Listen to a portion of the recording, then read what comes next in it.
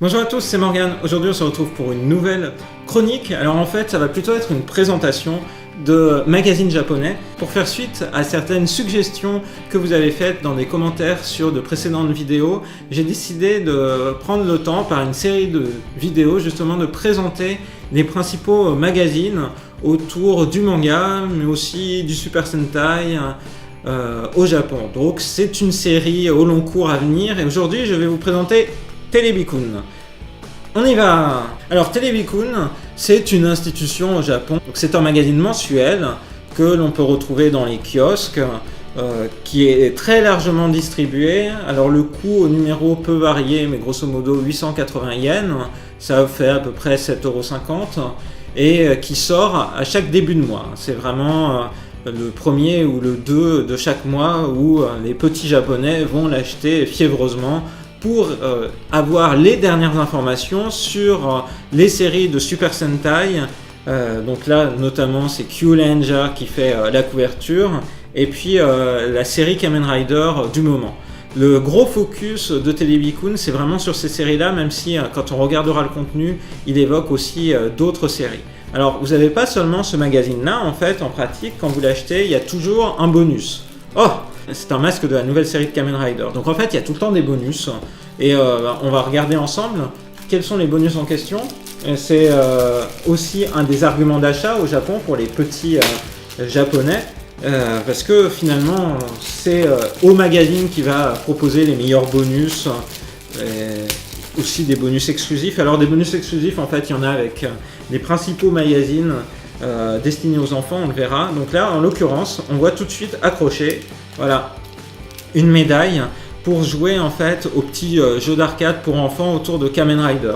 Donc là en l'occurrence c'est un rider spécial que vous pouvez obtenir, et souvent les médailles de ce type là qui sont proposées avec le magazine sont exclusives, vous ne pouvez pas les obtenir autrement, pas en jouant de manière classique, pas en faisant des gachapon, c'est vraiment il faut acheter le magazine.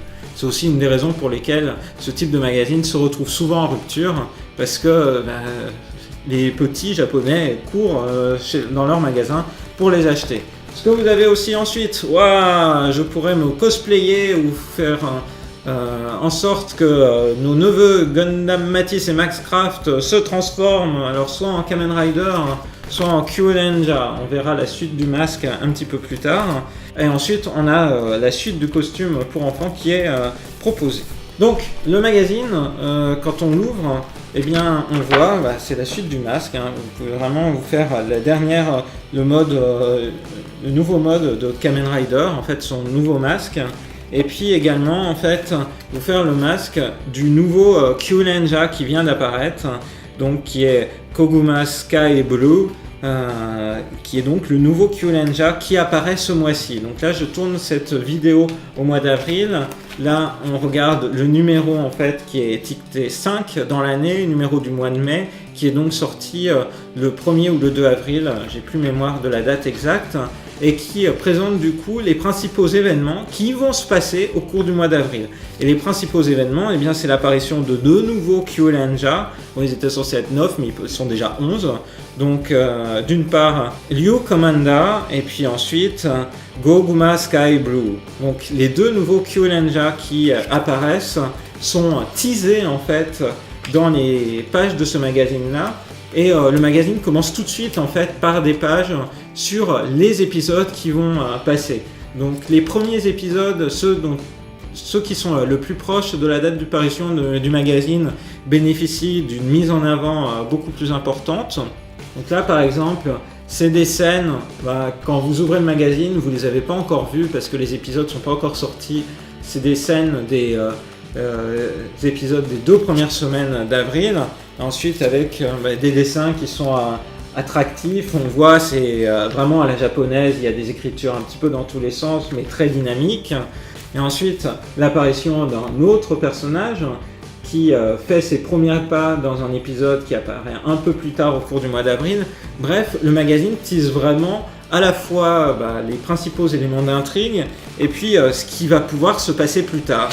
Et si je vais encore plus loin dans le magazine, il est là dit, il y a une case qui représente sans doute l'épisode de tout fin avril, voire de début mai, et ce que Lucky, donc le personnage principal de Kyulenja, va devenir Unlucky.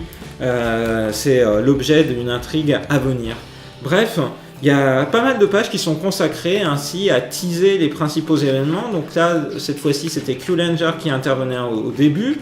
Et en fait, ensuite, eh bien, je le disais, c'était un magazine qui va parler de Kamen Rider, donc d'épisodes spéciaux, soit autour de Kamen Rider, soit des épisodes qui passent actuellement à la télévision, donc avec la nouvelle forme de Kamen Rider qui est ainsi présentée. Donc on va pas se voiler la face, c'est aussi l'occasion de vendre un petit peu, en tout cas de faire la promotion des jouets. D'ailleurs on le voit tout de suite avec Kyulenja, parce que il y a une grosse insistance sur tous les Kyutama, donc toutes les petites boules que les personnages de ce Super Sentai doivent trouver au cours de leur quête, qui va durer toute l'année. Et puis il y a des pages dédiées à la présentation des jouets, et c'est là où il faut être fort, parce qu'on pourrait se dire « Ah, ça a l'air super, il faut que j'achète absolument tout ». Donc les jouets sont présentés en détail dans des éléments rédactionnels, qui pourraient presque être du public rédactionnel, et vous avez en plus, si vous les avez ratés, en dernière page, la publicité pour les 10 jouets. Bon, ils sont bien mis en avant, les fonctionnalités, tout va être fait en fait pour vous donner envie d'avoir les produits qui sont présentés dans ces pages. Donc c'est le cas à la fois pour le Super Sentai, pour Kamen Rider qui est présenté largement en détail, et ensuite vous avez à peu près, on va dire, une vingtaine de pages par série, à la fois qui va présenter les séries et les développements de l'intrigue, et puis les jouets. Alors sur le développement de l'intrigue, je vous rassure, c'est du teasing à la japonaise, et pour ça les japonais sont très forts. Ils vont juste vous introduire la silhouette du personnage, ils vont vous poser quelques questions, qu'est-ce qui va se passer, comment, etc. Mais vous n'avez pas évidemment toute l'intrigue qui est dévoilée, et voire des fois vous pouvez être pris à contre-pied, notamment quand on approche des épisodes finaux de ces séries de Super Sentai et de Kamen Rider. Souvent il y a des éléments de surprise qui sont conservés et beaucoup moins de détails qui est donné. Ensuite, il y a toute une partie du magazine qui est en noir et blanc, donc là c'est la partie noir et blanc du magazine, dans laquelle vous pouvez retrouver bien du coloriage, puisque ces magazines sont plutôt dédiés à des jeunes enfants. Alors jeunes enfants, on va dire plutôt des enfants du primaire, avec des labyrinthes. Bref, vous pouvez tout à fait jouer avec vos personnages préférés. Donc il y a vraiment toutes sortes de jeux, et vous avez même des interviews de certains de vos héros. Alors c'est pas des acteurs, c'est bien les héros. Donc là en l'occurrence c'est Champ, un des personnages de Kyulenja qui est interviewé.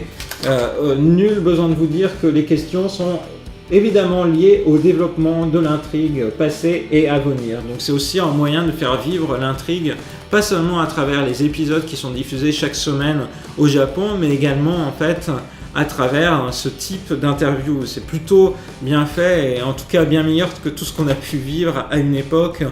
Pour ceux les plus vieux qui ont connu les interviews de personnages dans le Dorothée Magazine, qui étaient des interviews totalement imaginaires, fictionnelles, qui n'étaient pas créées par les initiateurs des séries en question. Là on est vraiment par contre face à du matériel qui est créé avec les studios de production, donc qui est à la fois au niveau des images, de très belles images promotionnelles, et à la fois au niveau du rédactionnel qui est conforme en fait au développement de l'intrigue. Ensuite, vous avez d'autres séries qui vont vous être présentées, alors de manière beaucoup plus courte. Vous le voyez par exemple là, Pokémon. Le nouveau film de Pokémon fait l'objet d'une page pour un petit peu teaser cette sortie future. Alors pour rappel, le nouveau film de Pokémon qui sortira en juillet, c'est la coutume au Japon, cette fois-ci reviendra sur la première rencontre entre Sacha, Satoshi et puis Pikachu. On vous présente aussi les nouveaux personnages apparaissant dans la bande d'arcade. On ne peut pas parler de série pour enfants sans évoquer Ultraman, donc un petit peu d'Ultraman dans le magazine, et puis ensuite quelques éléments d'intrigue. Yokai Watch, c'est encore bien à la mode. Il y a à la fois quelques photos promotionnelles et puis des dessins rigolos. Et puis à la fin, on arrive sur quelques petits mangas qui sont faciles à lire. Alors tout est évidemment en fait fulliganisé, donc vous n'avez pas de kanji qui n'est pas expliqué. Alors pour moi c'est typiquement en fait à peu près du même niveau que Ninensei. Donc Ninensei c'est l'équivalent pour les CO1, donc c'est vraiment accessible comme je disais aux enfants de primaire. Donc vous avez ainsi une petite BD et puis les explications sur comment constituer votre masque pour ensuite vous transformer soit en Kyuubi, soit en personnage de Super Sentai. On arrive finalement assez facilement ensuite au bout du magazine, à l'issue de ces quelques pages. Donc le magazine fait quand même une centaine de pages au final. Donc la moitié du magazine est en couleur, l'autre moitié est plutôt en noir et blanc. L'intérêt principal de ces magazines, c'est de se tenir au courant des éléments d'intrigue qui vont être à venir dans les séries qu'on peut être amené à suivre de Super Sentai et de Kamen Rider. Là en l'occurrence c'est vraiment le focus, c'est pas Pokémon. Si vous êtes fan de Pokémon, il faudra plutôt aller vers le magazine Pokémon Fan. Et puis l'autre intérêt principal, eh bien, ce sont tous les bonus que vous pouvez avoir, alors les masques et puis les petits objets exclusifs qui ne sont disponibles qu'avec ce magazine-là. La prochaine fois, je présenterai sans doute le concurrent principal de les Télébicoon, puisqu'en fait, sur les histoires de Super Sentai et de Kamen Rider, il y a deux magazines principaux. Télébicoon en est un, l'autre, eh bien, je vous invite à découvrir dans une prochaine vidéo sur la chaîne de Rosalis. Voilà, j'espère que cette vidéo d'aperçu sur les magazines, sur un magazine destiné aux enfants au Japon vous a plu. Si vous voulez d'autres vidéos sur d'autres magazines, n'hésitez pas à le dire en commentaire de cette vidéo. Et quoi qu'il arrive, moi je vous donne rendez-vous à très bientôt dans une prochaine vidéo sur la chaîne de Rosalis. Bye bye!